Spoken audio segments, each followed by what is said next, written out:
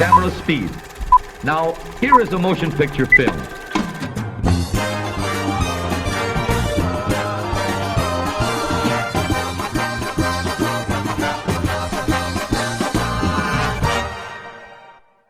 Good evening and welcome to Real Movies. Tonight's film is a stone-cold cult classic from a director who certainly knows a thing or two about cult movies. His debut picture from behind the camera, Alex Cox, would become just as well known in front of the camera as the presenter of the BBC's Moviedrome, which inspired this channel. It was always clear Cox knew what he was talking about, and here's the proof. Tonight's film is Repo Man.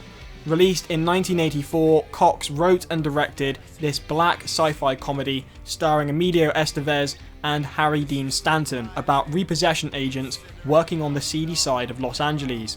These repossession agents work on commission, essentially stealing the cars of those that are in debt and driving the cars to be impounded until such time the debt is paid off. Some cars are worth more than others, and some cars are riskier than others.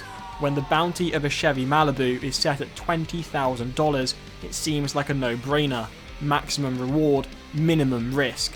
Until someone opens the trunk, that is.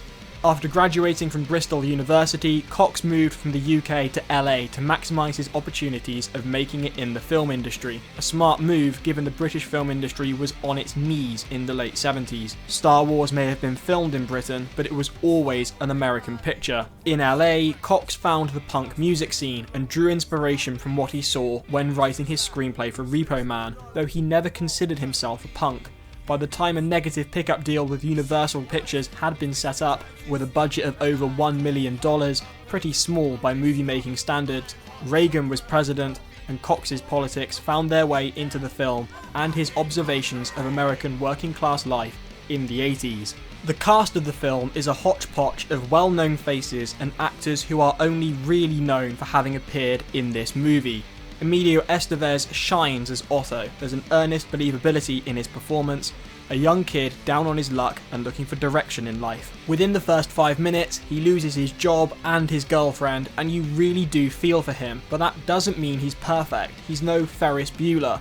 Otto makes plenty of mistakes and gets a slap for it. There's a scene where Otto is sat with a suitcase full of hot wiring tools, and right at the wrong moment, he's there fumbling with the case.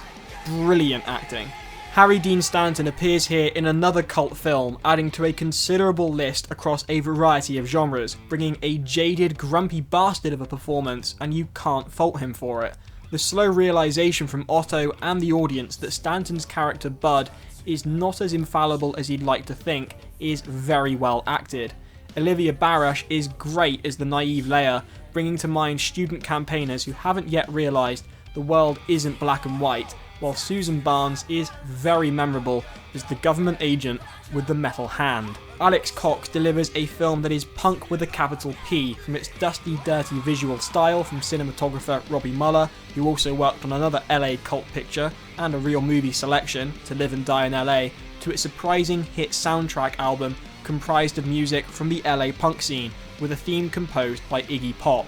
The opening credits are a statement of intent, clashing red and green text over a map of LA, fuzzy distorted guitar driving the pace. It's a film that subverts expectations at every corner. The ending is gloriously bombastic as it ties together what up until then has felt like completely random plot threads, and the credits roll backwards down the screen just because Cox can. His dialogue in this film, I would argue, is very proto-Tarantino, especially the conversation between Otto and Mechanic Miller, who I'm pretty sure is being played as stoned, as they discuss aliens and their modes of transport. For all these reasons, I should love this film, but I found myself getting lost. The film opens strongly, establishing the characters and the stakes, but I found myself unable to relax and engage around the midway point.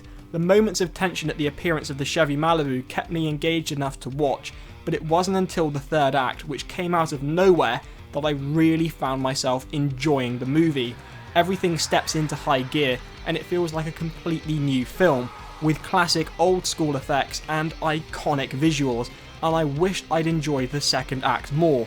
It's a film that says a lot in a short space of time, but manages to take its time in doing so. Not an easy feat. It's a film for a certain mood and a certain state of mind, a different movie experience, a real movie. So whatever you do, don't open the trunk or the boot if you're this side of the pond, put your seatbelt on, and remember, no one is innocent. This is Repo Man.